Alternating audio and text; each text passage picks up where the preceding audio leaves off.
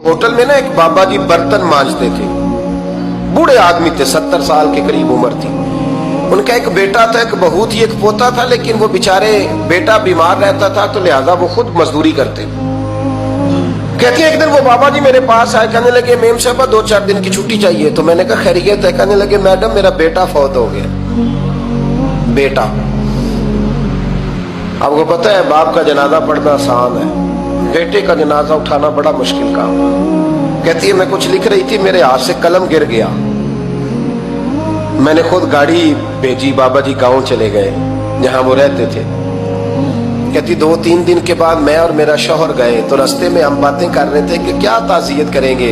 एक ही बेटा था, कोई रिश्तेदार भी नहीं, तो उसकी तो कायनात उजड़ गई, किन लफ्जों से उसे ताज़ियत क्या कहेंगे। कहते जब हम गए तो वो टूटी हुई चटाई पे बैठा था, कुछ लोग करीब थे, हमने जाके कहा बाबा आप मुसलमान हैं, हम आपको क्या नसीहत करें, एक ही बेटा था कि किस तरह करके हम आपको तसल्ली दें। तो कहते उसने आंखें खोली, बूढ़ी आंखों में ईमान की रोशनी। कहने लगा बीबी क्या ताज़ियत की बात करती हो, मैंने को पैसे जमा करा के बेटा लिया था, खुदा ने फजल से दिया था, अदल से ले गया है, मैं अपने रब के फैसले में बड़ा राजी हूं। अल्लाह अकबर। वो खातून कहती है कि वो बाबा जी से मैंने कहा कि चलो आप 1 महीने की छुट्टी कर ले। तो कहने लगा नहीं मैडम मैं मुसलमान हूँ, मुफ्त की रोटी नहीं खाता, मजदूरी करके खाता हूँ, मैं इंशाल्लाह 2-3 दिन के बाद काम पे आ जाऊंगा। कहती वो चंद दिनों के बाद आ गया, अल्लाह की कुदरत के अभी 2-3 माह गुजरे थे, फिर आया, मैडम छुट्टी चाहिए कुछ दिनों की। मैंने कहा खैरियत है? कहने लगे वो मेरी बहू भी हार्ट अटैक से फौत हो गई। कहते अब मैं भी तड़प गई और ईसाई हो कि मेरी आंखों में आंसू आ गए। मैंने कहा घर का दरवाजा बंद हो गया, अब ये बेचारा क्या करेगा। वो अपने शौहर के गम में हार्ट अटैक से फौत हो गई। कहते हम फिर 2-3 दिन के बाद ताज़ियत के लिए गए, फिर टूटी हुई चटाई, बूढ़ा ना अपनी उंगलियों से जमीन पर कुछ बना रहा।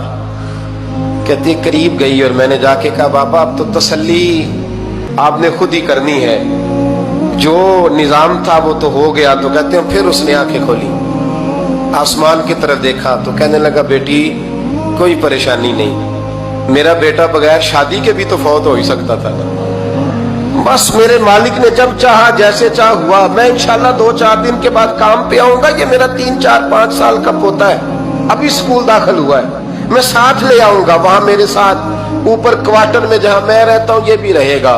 कभी कभी मैं देखती छत पे खड़े होके कि दादा घोड़ा बना हुआ है और पोता सवारी कर रहा है, वो सवेरे उठता उसको स्कूल छोड़ के आता, शाम को लेके आता, प्यार करता, मोहब्बत करता। 3री मंजिल पर हमने क्वार्टर दिया हुआ था, वहां दादा पोता रहते। अल्लाह तो बड़ा बेनियाज है। कहती है इकबाल एक दिन ना पोता ऊपर वाली मंजिल पे खेल रहा था, उसका पैर फिसला, वो गर्दन के बल जमीन पे गिरा। मुझे खबर हुई तो मैं दौड़ी, एम्बुलेंस मंगाई, खून से लिथड़े हुए उस बच्चे को दादे ने अपनी गोद में रखा। और जब हम अस्पताल की तरफ गए तो हॉस्पिटल बाद में आया, जनाबे इजराइल पहले आ गए और कहते वो गोद में दम तोड़ गया।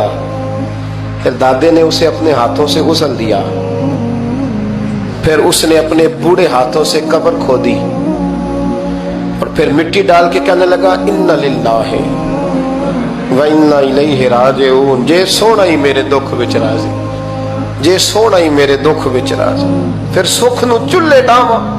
कहती वो मिट्टी डाली उसने और जब वो वापस पलटा तो मैं बाजू से थाम के होटल करीब लाई और मैंने उसके करीब कहा कि बाबा तू टूट गया है, तू बिखर गया है। तो कहते यूं उसने हाथ रखे और यूं आंसू छटक दिए।